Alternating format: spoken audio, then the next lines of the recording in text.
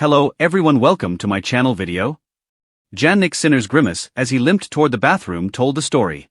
With play halted in brutal heat, the two-time defending champion battled full body cramps and flirted with a stunning upset.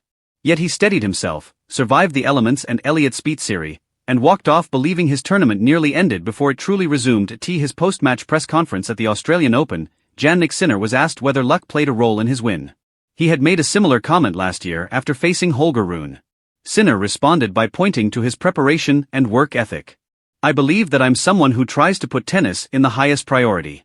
And I know that I'm doing that for years now. In the back of my mind, I know how much I work. I feel well prepared, even if some problems could happen potentially on the court." He then reflected on the unpredictability of competition. There are going to be days when you don't find a way. It's not that everything is going your way. But with a positive mindset, for sure, more positive things can happen. Sinner also explained how he manages pressure in difficult moments. "I try to stay calm even in a moment like this. If he keeps playing the way he was playing and maybe I was dropping a little bit, maybe my tournament was over today.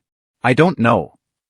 Last year, Jannik Sinner looked uncomfortable on a hard court for the first time in more than a year. Illness and brutal Melbourne heat combined to test him. During his match against Holger Rune, the conditions slowly wore him down. 3 sets into that clash, Sinner was clearly struggling. He limped between points and shook as he sat during changeovers. His unforced errors began to mount. At 1-1 in the third set, facing 2 breakpoints, he was in serious trouble. Rune sensed the moment and raised his level. He refused to miss and dragged Sinner into long punishing rallies. He moved him forward with drop shots and back with lobs, trying to break his legs and spirit. Still, Sinner fought through and reached the Melbourne quarterfinals with a 6-3, 3-6, 6-3, 6-2 win. A similar story unfolded again this year. Sinner started strongly against Elliott Spitzeri and built a 4-2 lead. At first, he looked in control. But the heat soon took hold. As the set wore on, Sinner unraveled. The conditions became suffocating, while Spitzeri stayed composed. By the end of the set, Sinner was visibly struggling between points. Spitzeri's steady offense earned him a 6-4 set. Sinner responded in the second set. After falling behind early, he recovered well enough to level the match at 1-all. Still, his movement never looked free. His body appeared to be fighting him. Early in the third set, the cramps hit hard. They spread through both legs and arms. Sinner could barely run and called for the trainer while trailing 1-2. His discomfort was clear to everyone watching. The Australian Open's heat rules are governed by the heat stress scale. It rates conditions from 1 to 5, with 1 meaning temperate playing conditions, and 5 leading to immediate suspension. As the scale reached 5, Spitzeri broke Sinner to go up 3-1. Play stopped, the roof closed, and Sinner limped to the bathroom.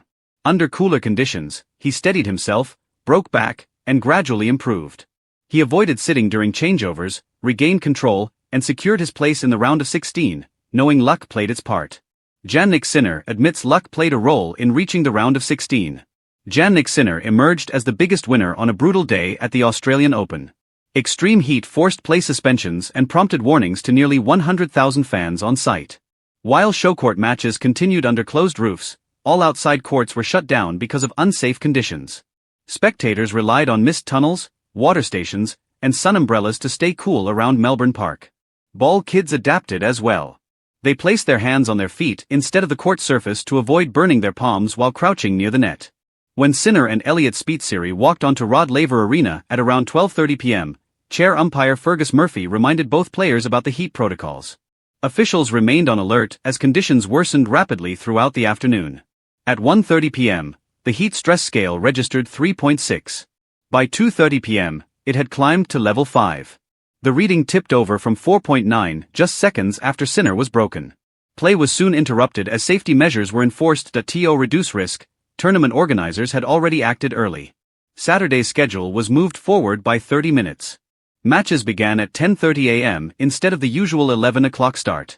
British junior Holly Smart was among the early starters and later retired from her first-round match after suffering cramps. Defending women's champion Madison Keys and fellow American Jessica Pegula both benefited from early scheduling. They completed their matches without major issues. Pegula defeated Oksana Selikmateva 6-3, 6-2 and described the conditions as different but not crazy. "I think we're all used to it. I think I would much rather have played first and hopefully won efficiently enough to kind of get out of that heat as quick as possible, Pegula added. Her strategy reflected the mindset many players adopted that day. After his match, Sinner admitted the heat took a toll. I've struggled a bit physically today. I was lucky with the heat rule and the roof closure. He added, I took my time, and as time went on, I felt better and better. I hope it can give me something heading into the next round. With Luciano Darderi awaiting, Sinner moves forward knowing such struggles often sharpen his resolve.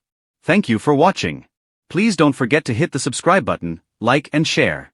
Till next time.